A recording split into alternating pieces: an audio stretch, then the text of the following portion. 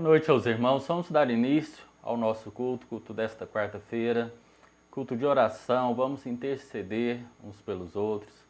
Vamos buscar o direcionamento do nosso Deus, a vontade dele para as nossas vidas.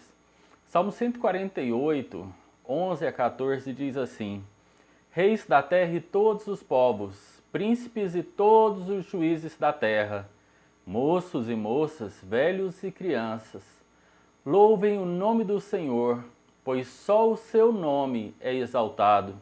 A sua glória está sobre a terra e o céu. Ele também exalta o poder do seu povo, o louvor de todos os seus santos, dos filhos de Israel, um povo que lhe é chegado. Louvai ao Senhor. Louvemos ao nosso Deus.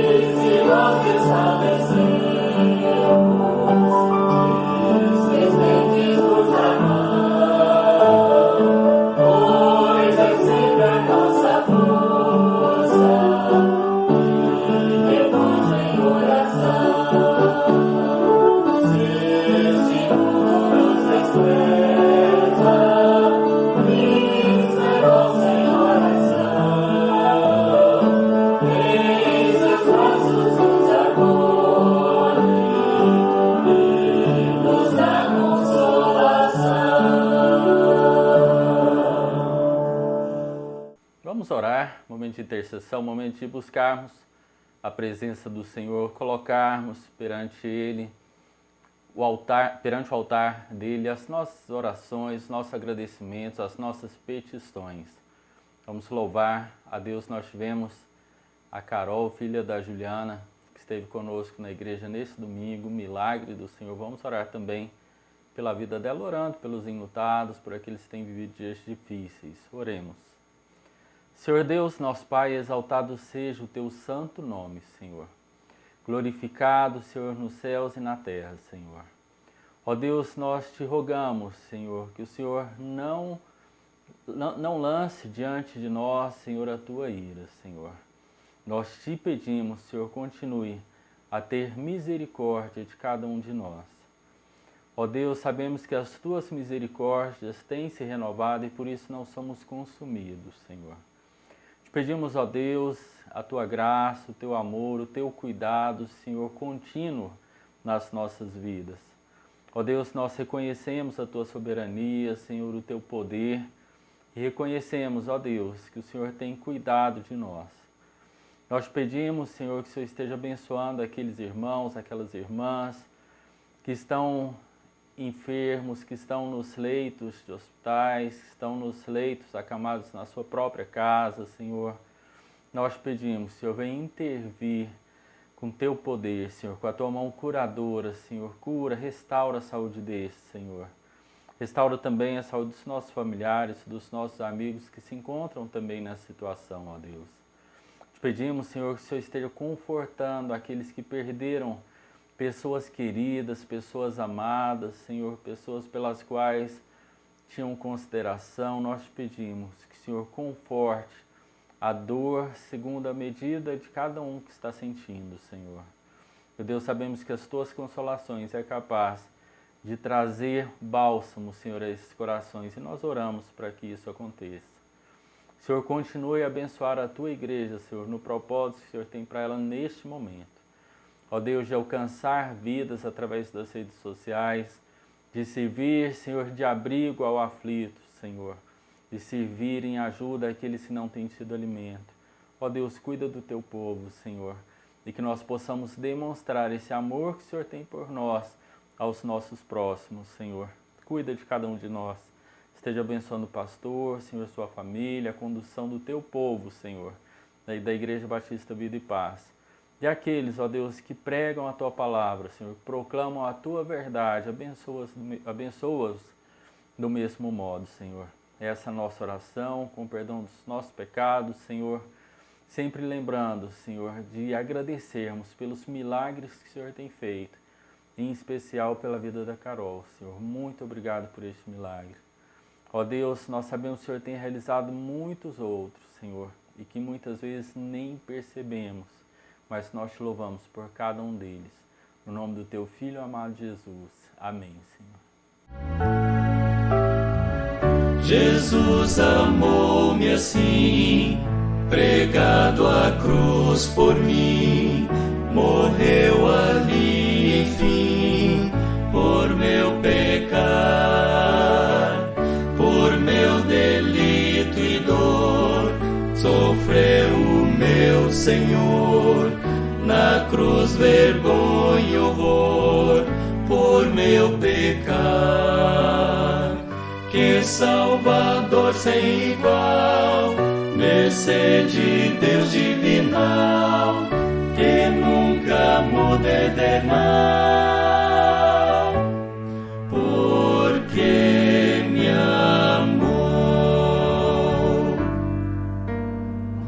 Amor tão grande assim, mostrou Jesus por mim, sofreu a dor sem fim, por meu pecar, mudou meu coração e fez-me seu irmão, por ele achei perdão pra meu pecar. Que Salvador sem igual, mercê de Deus divinal, que nunca muda eternal, porque me amou.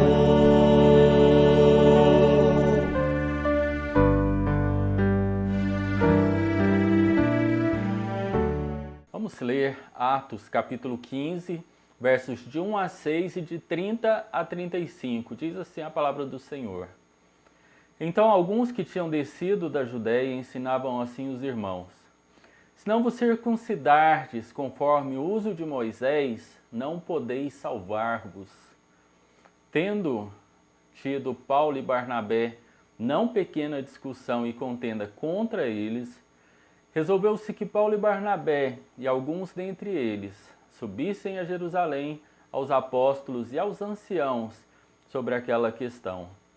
E eles, sendo acompanhados pela igreja, passavam pela Fenícia e por Samaria, contando a conversão dos gentios, e davam grande alegria a todos os irmãos. E quando chegaram a Jerusalém, foram recebidos pela igreja e pelos apóstolos e anciãos, e lhes anunciaram quão grandes coisas Deus tinha feito com eles. Alguns, porém, da seita dos fariseus, que tinham crido, se levantaram dizendo que era mister circuncidá-los e mandar-lhes que guardassem a lei de Moisés. Congregaram-se, pois, os apóstolos e os anciãos para considerar este assunto. Então eles trataram deste assunto e continua no verso 30. Tendo eles então se despedido, partiram para Antioquia e, ajuntando a multidão, entregaram a carta. E quando a leram, alegraram-se pela exortação. Depois Judas e Silas, que também eram profetas, exortaram e confirmaram os irmãos com muitas palavras. E detendo-se ali algum tempo, os irmãos os deixaram voltar em paz para os apóstolos. Mas pareceu bem a Silas ficar ali. E Paulo e Barnabé ficaram em Antioquia, ensinando e pregando com muitos outros a palavra do Senhor. Amém? Irmãos, o avanço do Evangelho muitas vezes, mas muitas vezes, tem encontrado barreiras em pessoas dentro da igreja que infelizmente têm mentes fechadas e acabam servindo de embaraço para que pessoas que almejam chegar ao Senhor não cheguem. Em 1786, William Carey colocou em pauta a responsabilidade da igreja no que se tratava de missões mundiais, de levar o evangelho às pessoas de todo mundo. Então, numa reunião de obreiros, ele faz essa proposta, ele coloca essa pauta e ouviu o seguinte dizer: rapaz, sente-se, quando aprouver a Deus converter os pagãos, Ele o fará sem a nossa ajuda. Isso nos mostra quantos e quantos vários servos do Senhor, pessoas cheias do Espírito Santo, pessoas animadas, transformadas, que já tiveram que passar por oportunidades que surgiram sem o apoio da igreja, sem apoio da liderança. Paulo e seus companheiros enfrentaram também esses desafios e na Assembleia em Jerusalém eles defenderam com coragem o Evangelho e o avanço missionário da igreja. Isso aconteceu em 3 estágios que nós vamos ver nesta noite. O primeiro estágio do avanço missionário da igreja foi a discussão, os versos de 1 a 5. Tudo começou quando alguns mestres, aqueles legalistas que já temos visto aqui, que sempre estavam lançando para a igreja aqueles costumes, eles chegaram a Antioquia e ensinaram que os gentios deveriam receber a circuncisão e obedecer à lei de Moisés para serem salvos. Embora esses mestres fossem ligados às congregações de Jerusalém, os fariseus, eles não eram autorizados a falar pela igreja. Esses falsos irmãos, eles desejavam tirar os cristãos judeus e os gentios da liberdade que Cristo dá, que Cristo trouxe. Não é surpresa saber que tinha pessoas na igreja de Jerusalém que defendia a lei de Moisés sem conhecer a relação entre a lei e a graça. As pessoas não conheciam. Vale lembrar que as cartas Romanos, Gálatas e Hebreus ainda não haviam sido escritas, mesmo porque ainda não tinha essa necessidade naquele momento de explicar mais detalhadamente algumas diferenças, como o povo deveria agir, o povo cristão deveria agir. Era um período de transição e todo período de transição traz novidades, traz dificuldades e com a igreja primitiva não foi diferente. Então os legalistas eles tentavam misturar a lei e a graça. Eles costuravam o véu rasgado no santuário, colocaram diversas vezes obstáculos no novo e vivo caminho que Deus abriu através de seu Filho Jesus Cristo ao morrer na cruz. Levantaram novas barreiras entre os judeus e os gentios, barreiras essas que já haviam sido derrubadas por Jesus. Colocavam o judaísmo sobre os ombros dos gentios, ou seja, colocavam o peso da lei sobre o ombro deles. E exigiam que antes deles se tornarem cristãos, era necessário que eles se tornassem primeiro judeus. Então, para eles não bastava simplesmente crer, era necessário obedecer à lei de Moisés. Nós encontramos aqui várias questões importantes sobre isso. Uma delas é a obra de Cristo na cruz, conforme 1 Coríntios 15, de 1 a 8. Declara um anátema. Deus declara um anátema a todos aqueles que pregam um evangelho que não seja o evangelho da graça de Deus em seu Filho, Jesus Cristo. Irmãos, quando qualquer líder religioso exige que para ser salvo é necessário fazer parte de determinado grupo, fazer determinadas ações, cumprir determinadas regras, obedecer a determinadas cerimônias, está acrescentando esses princípios de um novo evangelho, ou seja, não o Evangelho de Cristo, eles estão negando a obra consumada de Jesus Cristo.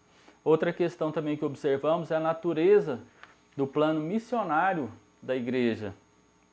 Se os legalistas estavam certos, então Paulo e Barnabé eles estavam errados, estavam equivocados quanto ao ministério deles, porque além de pregar o Evangelho, eles também deveriam ensinar o judaísmo.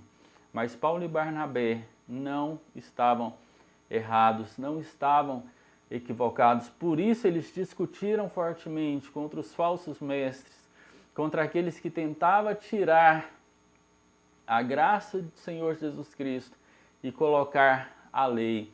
Os cristãos de Antioquia estavam sendo perturbados, incomodados, transtornados, e essa mesma confusão e desintegração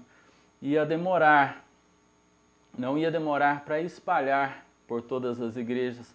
Igrejas foram fundadas por Paulo e Barnabé, e eles não poderiam ignorar essa questão. Então Deus direcionou Paulo para que ele levasse a questão aos líderes da igreja lá em Jerusalém. E essa decisão de Paulo teve apoio da congregação de Antioquia. A assembleia foi um encontro de líderes que ouviram os vários grupos envolvidos e em seguida eles apresentaram ali as suas decisões. Lembrando de que a igreja mãe, embora tenha grande influência, embora goze de consideração, cada igreja local era autônoma. E as igrejas batistas hoje em dia continuam com esse mesmo propósito. Cada igreja é autônoma. Lógico que nós levamos em consideração a questão de trabalho mútuo, de auxílio mútuo, de considerar as questões que são colocadas das convenções, da Convenção Batista Brasileira, Convenção Batista Goiana, mas a igreja, ela tem ali a sua autonomia desde que esteja nos princípios do Senhor. Então, quando as questões foram levantadas para a Assembleia, foi dada a oportunidade que os líderes apresentassem seus argumentos. Então, apresentaram a favor dos argumentos que mantinham a porta aberta para os gentios através da graça. E aí nós entramos no segundo estágio. O segundo estágio do avanço missionário da igreja foi a defesa da salvação pela graça. A defesa da salvação pela graça. Pedro recapitulou o passado, lembrando a igreja de 4 ministérios importantes que Deus realizou aos gentios. Nós lembramos lá que Deus escolheu Pedro para evangelizar aos gentios. Deus concedeu o Espírito Santo aos gentios para dar testemunho de que realmente eles haviam nascido de novo. Deus eliminou a diferença que havia entre judeus e gentios. Desde a obra de Cristo no Calvário, Deus não faz distinção alguma entre judeus e gentios no que se refere ao pecado e à salvação, pois a purificação dos pecadores e a salvação é por meio da fé em Jesus Cristo. E por último, Deus removeu o jugo da lei. A lei não tem o poder de purificar o coração do pecador, de conceder o dom do Espírito Santo, nem de dar a vida eterna, ou seja, aquilo que a lei não era capaz de fazer e não é capaz de fazer, Deus realizou por meio do próprio Filho, por meio de Jesus Cristo. Os que creram em Cristo receberam a justificação da lei de Deus no coração e por meio do Espírito eles obedeceram e obedecem à vontade de Deus. Então Pedro recapitulou o passado e no verso 12, Paulo e Barnabé tomam a palavra e agora eles falam do presente, que teve como ênfase os milagres pelos quais Deus lhes havia dado poder para eles realizarem diante dos gentios. Esses milagres eram prova de que Deus operava por meio deles e de que eram os mensageiros escolhidos, autorizados, confirmados por Deus. A graça era pregada e não a lei, e Deus honrou essa mensagem pregada. Quando nós vemos a primeira viagem missionária, a ênfase era a obra de Deus, não a fé. Os homens, eles foram salvos pela graça, mediante a fé. Então, em segundo lugar, eles afirmaram que os profetas também concordavam com essa conclusão. O curioso é que ele diz que as declarações de Pedro,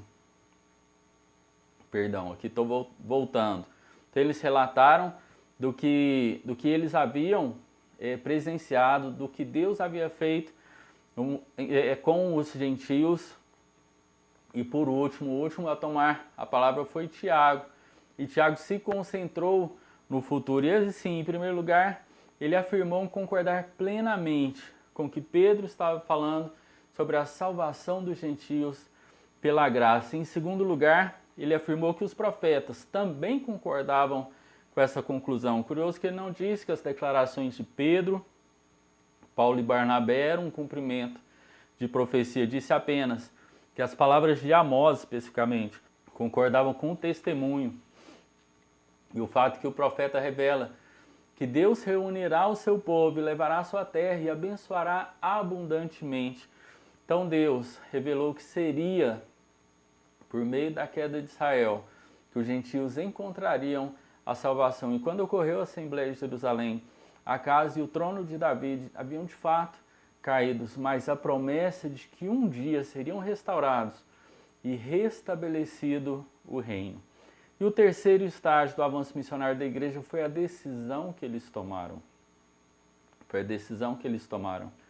A igreja concluiu que judeus e gentios eram pecadores diante de Deus.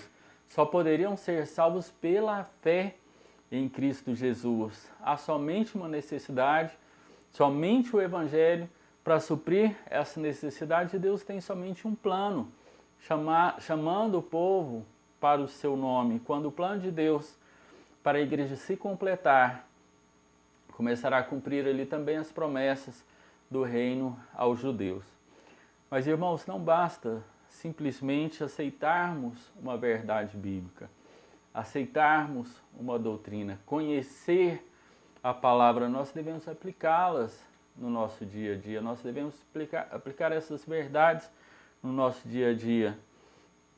Os problemas das igrejas, hoje em dia, não são resolvidos por decretos, e sim por obediência à palavra do Senhor, pelas revelações que Deus dá através da palavra dele. Então era necessário que os cristãos se afastassem de qualquer idolatria, de qualquer imoralidade, pecados que eram predominantes entre os gentios. Nós vemos, quando Paulo escreve aos Coríntios, a gente vê como era a vida deles. E essa decisão, ela trouxe resultados práticos, resultados que realmente tinham efeitos. O primeiro foi o fortalecimento da união da igreja, evitando que se dividisse em dois grupos, o grupo da lei e o grupo da graça. Uma igreja só não poderia ser dividida. Então, o resultado prático, um dos resultados práticos que trouxe, foi a união, o fortalecimento da união da igreja.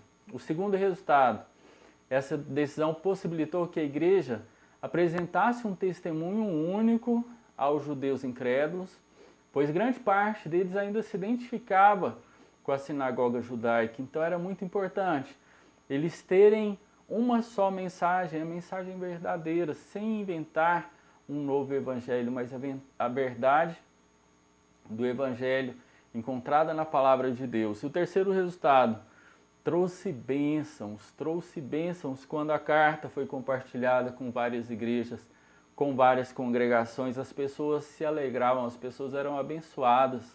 Então Paulo e Barnabé, acompanhados de Judas e Silas, levaram as boas novas a Antioquia e a igreja regozijou-se e foi encorajada ao saber que não precisava carregar o peso da lei nas costas. Ficou encorajado quando soube que pela graça eles eram salvos, que por mais que eles tentassem, eles jamais conseguiriam conseguir a salvação por esforços próprios. Na segunda viagem missionária, Paulo compartilhou essa carta com as igrejas que ele fundou na primeira viagem, e o resultado foi o fortalecimento da fé dessas igrejas e o aumento do número de fiéis. Então a igreja, ela ficou mais firme nos seus propósitos, nos seus fundamentos e cresceu. Uma igreja firme, uma igreja que é concentrada no propósito de Deus para a sua vida, é uma igreja que é fundamentada e uma igreja que cresce. E finalizando, irmãos, nós temos muito o que aprender com essa experiência difícil da igreja primitiva. Primeiro, que os problemas e as diferenças são oportunidades para crescimento da igreja. E se não for tratada, é uma grande oportunidade de dar lugar à divisão, à dissensão, de separações. Então a igreja precisa trabalhar juntas, as igrejas precisam trabalhar juntas e ter tempo de ouvir, amar, obedecer e aprender. Quantos conflitos, quantos rompimentos poderiam ter sido evitados se alguns do povo de Deus tivesse dado ouvido ao Espírito Santo? Porque o Espírito Santo ele fala, o Espírito Santo ele nos orienta, mas muitos não dão tempo do Espírito Santo falar, do Espírito Santo operar. A maioria das divisões de igrejas, por causa de seguidores e líderes, é feita por estes que se recusam a abrir mão, a ceder por questões menores, por questões que não fazem diferença na vida da igreja. A grande parte dos problemas da igreja não vem de problemas doutrinários, de pensamentos teológicos, mas diferentes pontos de vista em certas questões práticas, questões mínimas, como, por exemplo, horário de culto, ou que cor que vai pintar a fachada da igreja. Teve uma igreja que se dividiu porque eles não chegaram a um acordo de onde o órgão e o piano deveria ficar em relação ao púlpito. Alguns achavam que tinha que ficar à esquerda, o piano, outros achavam que tinha que ficar à direita, e a igreja começou um grande problema e se dividiu por causa disso. Irmãos, nós precisamos abrir mão, aprender a abrir mão de coisas pequenas e fazermos concessões em amor. Nós precisamos organizar as nossas prioridades, sabermos em que realmente devemos colocar a nossa energia, no que realmente a gente deve colocar a nossa força, o nosso ânimo, não em coisas banais. Há muita energia gasta hoje para tratar de problemas que nem são problemas, são caprichos dos homens, fazem parte de mexer com o ego dos homens. Ao tratar nossas diferenças, nós devemos nos preocupar e nos perguntar de que maneira essa decisão tratada afetará o testemunho da igreja aos perdidos.